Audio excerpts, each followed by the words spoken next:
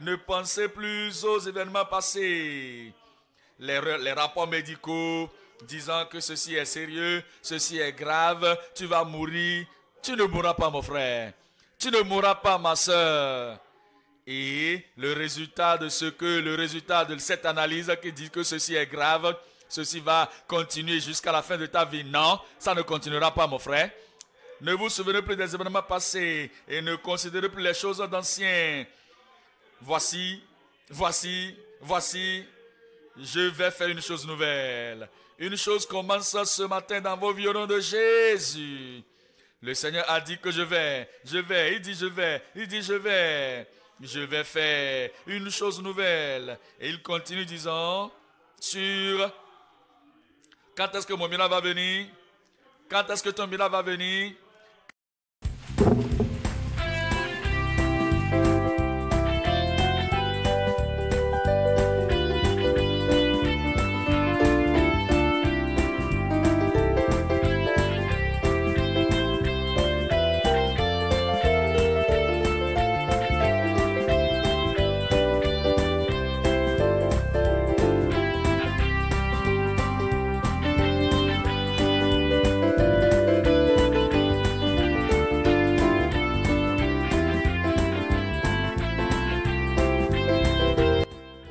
Jacques 1, le verset 5.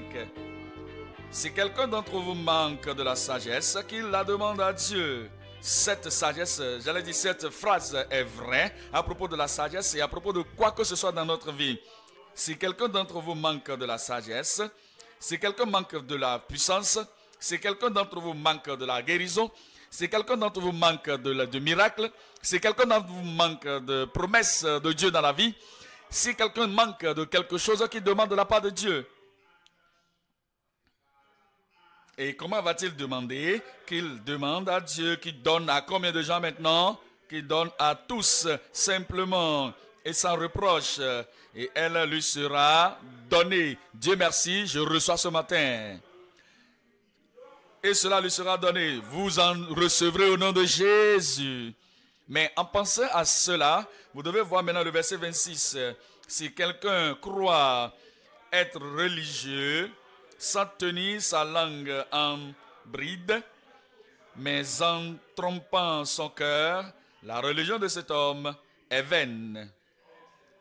Et il parle de la foi et il parle de la langue. Et il dit que si quelqu'un d'entre nous pense être religieux, je suis né de nouveau, je suis sauvé, je suis un enfant de Dieu, je suis la Bible, je vais au ciel. Si quelqu'un d'entre vous pense être religieux et qu'il ne contrôle pas sa langue, et il dit tout ce qu'il veut, tout ce qu'il pense, il dit que la religion de cet homme, la profession de cet homme est vaine. Et il continue disant qu'il est en train de se tromper lui-même.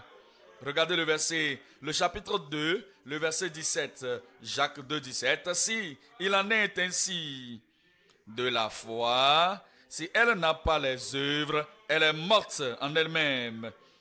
Voici ça, nous sommes à la foi, la clinique de foi.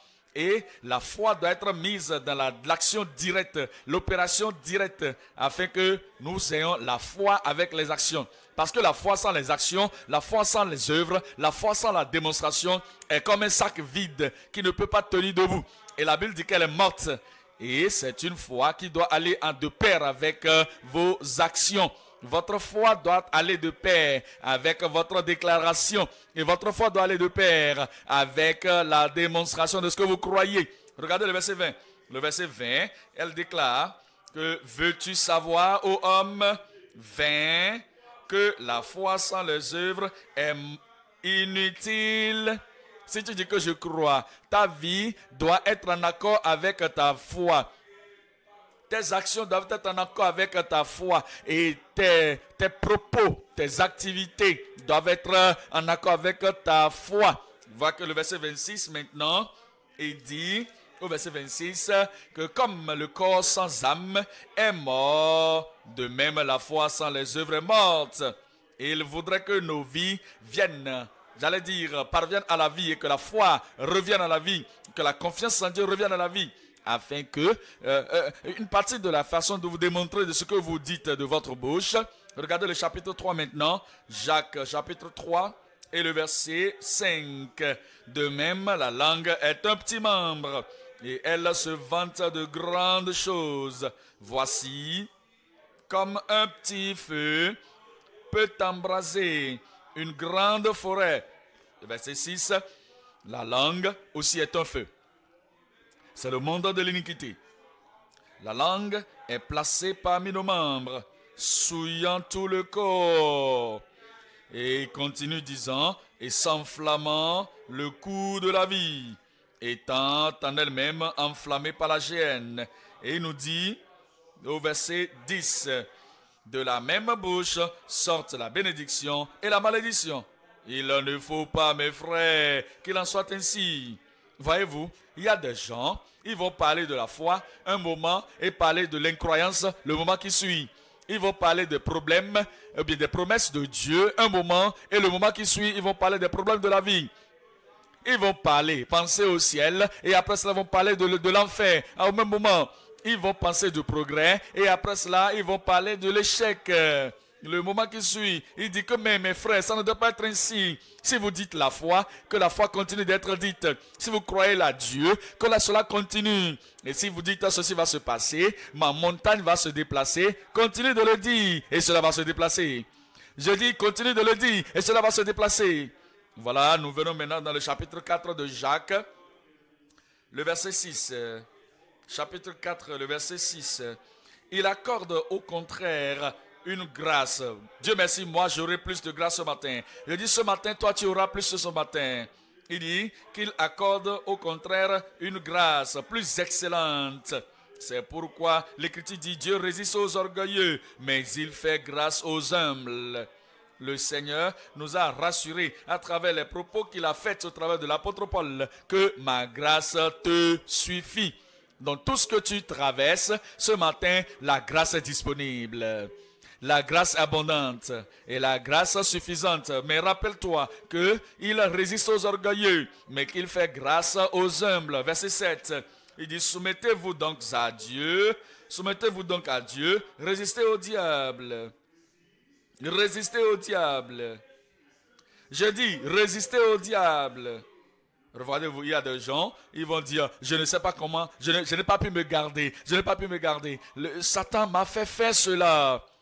Satan ne peut pas vous faire quelque chose si vous lui résistez. Impossible de vous le faire. Si vous dites non au diable, Satan va fuir loin de toi. Si tu dis non aux œuvres du diable, les œuvres du diable seront nulles et de nul effet dans ta vie au nom de Jésus. Résistez au diable. Lisez-moi ce qui suit. Je ne vous entends pas. Parlez avec la voix d'un prédicateur. Et il fuira loin de vous. Dieu merci, les démons fuiront de vous. Le diable va fuir de vous. Et toute mauvaise chose, œuvre mauvaise du diable va quitter vos vies au nom de Jésus. Cela va se passer. Je dis cela se passera. Comment cela va-t-il se passer? Parce que nous allons prier. Je dis aujourd'hui nous allons prier. Si tu veux prier, où es-tu? Lève ta main, je vais te voir. Et le Seigneur va exaucer ta prière. Tout ce que tu vas dire dans la prière ce matin, avec cette bouche qui est lavée par le sang de Jésus-Christ aujourd'hui, le Seigneur va exaucer ce que tu diras au nom de Jésus. Regardez le verset 13 maintenant, le verset 13 maintenant, chapitre 5 et le verset 13, il dit que si quelqu'un parmi vous est affligé, qu'il prie. Et quand vous priez, le Seigneur va exaucer la prière. Le verset 16. Confessez donc vos péchés les uns aux autres et priez les uns pour les autres afin que vous soyez guéris. Afin que vous soyez guéris. Afin que vous soyez guéris. Quelqu'un là-bas espère la guérison ce matin? Quelqu'un sait-il que la guérison va venir ce matin? Je demande, la guérison va venir ce matin? Alors vous ne partirez plus avec les maladies au nom de Jésus. Les infirmités ne vous suivront plus à la maison. Et toutes ces mauvaises choses, dit que quelque chose est en train de courir dans le corps, ces choses ne vous suivront plus dans la maison au nom de Jésus. Il dit que la prière effective, il dit la prière effective du juste. Voyez-vous, la prière fervente, la prière effective du juste est une grande efficacité. Elle était un homme, Élie était un homme de la même passion, de la même nature que nous. Il pria, et il pria, et il pria avec instance pour qu'il ne plût point, et il ne tomba point de pluie sur la terre pendant 3 ans et 6 mois. Puis il pria, puis il pria, puis il pria de nouveau, et le ciel donna de la pluie, et la terre produisit son fruit. Vos vies vont produire de fruits. Je dis vos vies, certainement, je m'en arriverai. Vos vies vont produire de fruits au nom de Jésus. Nous voyons maintenant Ésaïe 43. Ésaïe 43, le verset 18 et 19.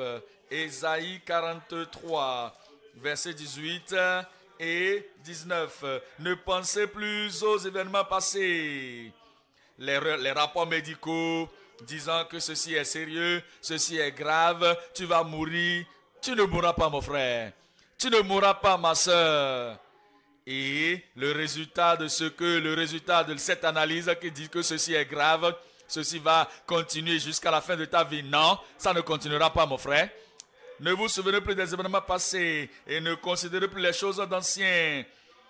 Voici, je vais faire une chose nouvelle. Une chose commence ce matin dans vos vies au nom de Jésus. Le Seigneur a dit que je vais, il dit je vais faire une chose nouvelle. Et il continue disant sur quand est-ce que mon miracle va venir, quand est-ce que ton miracle va venir, quand est-ce que le détour va venir dans ta vie. Gloire au Seigneur, quelque chose va se passer ce matin que tu ne vas jamais oublier. Il dit sur le point d'arriver. Ne la connaîtrez-vous pas? C'est une question. Ne la connaîtras-tu pas? Le Seigneur te pose la question. Ne la connaîtras-tu pas?